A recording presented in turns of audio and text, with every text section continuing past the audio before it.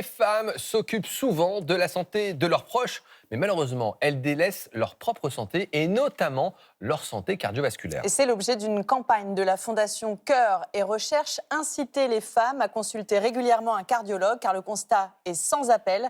Les maladies cardiovasculaires sont l'une des premières causes de mortalité chez les femmes. Tout âge confondu, près de 200 femmes en meurent chaque jour dans notre pays. Et pour en parler, nous sommes ravis de recevoir le docteur Stéphane Manzo-Silberman, cardiologue interventionnel à l'hôpital de la Pitié-Salpêtrière, c'est la PHP et c'est à Paris. Bonjour. Bonjour. Et bienvenue à vous. Merci d'avoir accepté notre invitation. Alors, pourquoi ces chiffres? Les femmes sont plus sensibles que les hommes vis-à-vis des maladies cardiovasculaires? Leur cœur est tout simplement déjà différent? Alors, les artères, oui, les artères des femmes vont réagir différemment par rapport aux agressions, aux facteurs de risque qui peuvent être le tabac, le diabète, le cholestérol, l'hypertension, ou qui va provoquer de manière plus importante des atteintes plus sévères. Et ça veut dire que là, les femmes ont adopté le, entre guillemets, mauvais comportement des hommes, le mode de vie, ce qui fait qu'on a plus de maladies cardiovasculaires chez elles? Exactement. Une partie de l'augmentation des infarctus chez les femmes, notamment chez les femmes jeunes, vient du fait de modifications des comportements, de l'augmentation du tabagisme, la sédentarité, les alimentations déséquilibrées, mais également l'augmentation du diabète, des dyslipidémies, de l'hypertension. Vous évoquez l'infarctus. Quels sont les symptômes qui doivent alerter les femmes? Alors, dans 80% des cas, hommes et femmes, un infarctus va se manifester par une gêne, douleur, oppression, brûlure dans la poitrine. Donc, c'est assez simple. Ce qui va caractériser les femmes, c'est qu'elles vont présenter plus fréquemment et plus souvent des signes associés qui peuvent être nausées, vertiges, gêne dans les bras, douleur dans le dos. Mais dans 80% des cas, la douleur, la gêne, elle est dans la poitrine.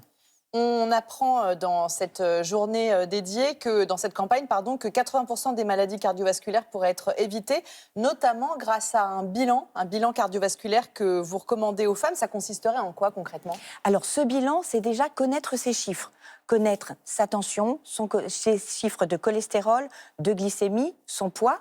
Également, connaître ses antécédents, les rapporter. Il faut savoir que si on a des antécédents dans la famille d'infarctus, d'AVC précoce, eh bien ça augmente la probabilité d'en faire un soi-même. Si l'on a une endométriose, un syndrome des ovaires polykystiques, ça augmente également le risque. Après une complication de grossesse, ça nécessite un suivi puisqu'il y a jusqu'à 3 fois plus de risques de présenter dans les 5 à 10 ans qui suivent un infarctus ou un AVC.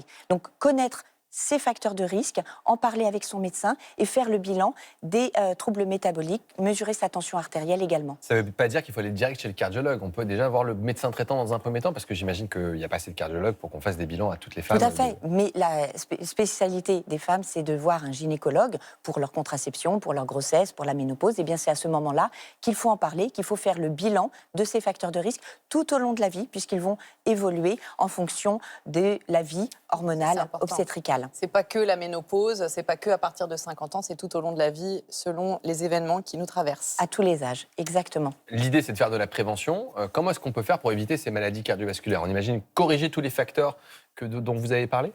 Déjà, connaître ces facteurs, savoir si on est plus exposé, si on a fait une complication de grossesse par exemple, eh bien il sera encore plus important de ne pas fumer, d'avoir une activité physique adaptée, une alimentation correcte, parce qu'on sera plus à risque. Donc les essentiels de la santé cardiovasculaire, eh bien c'est l'absence de tabac, de toxiques, c'est l'alimentation équilibrée, le sommeil, l'absence de stress, la régulation, et puis connaître ses paramètres métaboliques pour pouvoir les corriger si c'est nécessaire. Si on a trop de cholestérol, ça se traite. Trop de tension, ça se traite. Le diabète se traite également.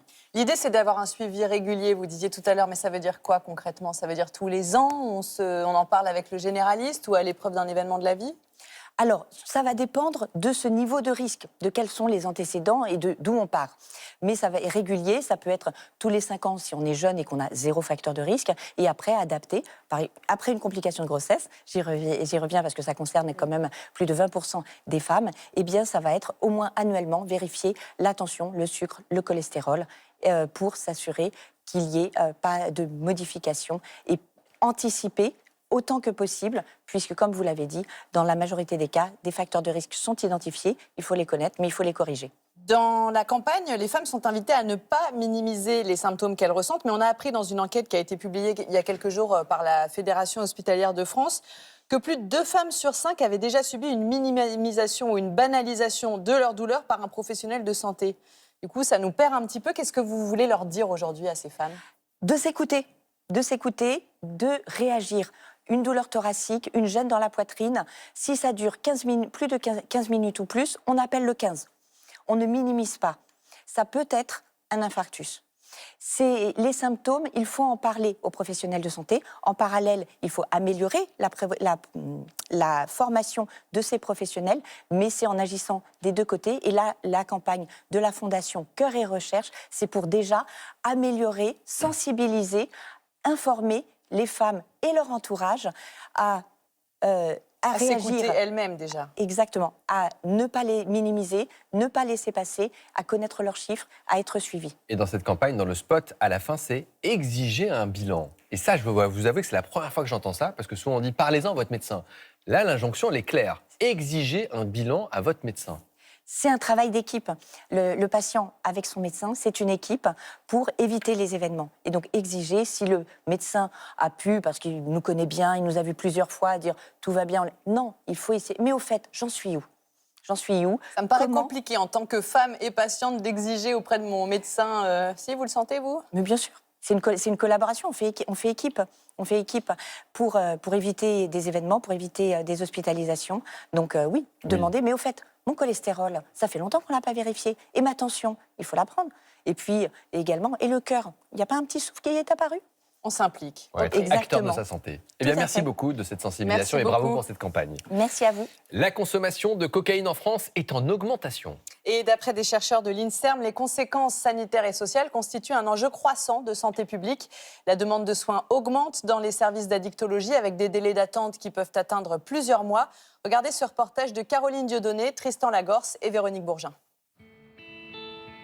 À 56 ans, ce père de famille se souvient de ses premières consommations de cocaïne. Un usage d'abord récréatif, devenu régulier. C'est toujours sur un plan festif au départ, puisque la cocaïne est quelque chose de stimulant. Après, l'addiction s'installe, donc il y a toujours, comme toutes les addictions, une excuse à en consommer régulièrement. Donc on arrive ensuite dans une forme de déni rapidement, parce qu'en fait, ce sont des choses très très sociales, où on partage, on parle, on n'est pas enfermé sur soi. Les années passant, on en a besoin d'un peu plus, et au bout d'un moment, on n'est plus enclin à partager, parce qu'il faut gérer sa consommation. Il nous décrit ce qui est devenu au fil des ans son quotidien.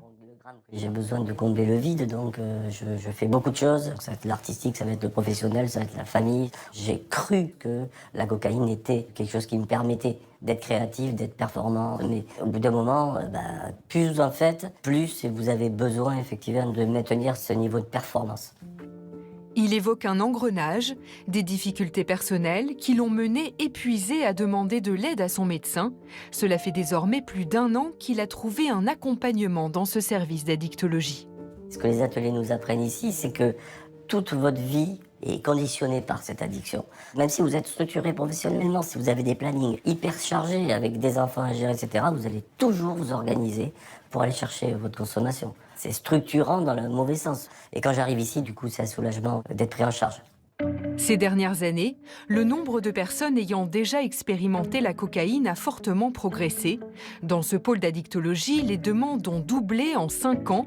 La cocaïne est ici la 2e substance après l'alcool pour les demandes de soins. On a aujourd'hui aussi bien des personnes en grande situation de précarité que des personnes qui sont beaucoup plus insérées et dans des situations finalement familiales, sociales, beaucoup plus classiques, banales. Donc c'est un petit peu monsieur tout le monde et ça va toucher les hommes, les femmes et aussi toutes les tranches d'âge. Dans le service, quelle que soit l'addiction, les activités de groupe complètent le suivi individuel. Aujourd'hui, du coup, on va continuer à discuter un petit peu du craving. Est-ce que vous avez des notions déjà sur... Est-ce que vous savez ce que c'est ? Envie irrépressible de consommer. Même quand j'ai pas envie. Il n'y a pas de médicament dédié pour la dépendance à la cocaïne. Le suivi, adapté aux objectifs du patient, repose sur une approche pluridisciplinaire.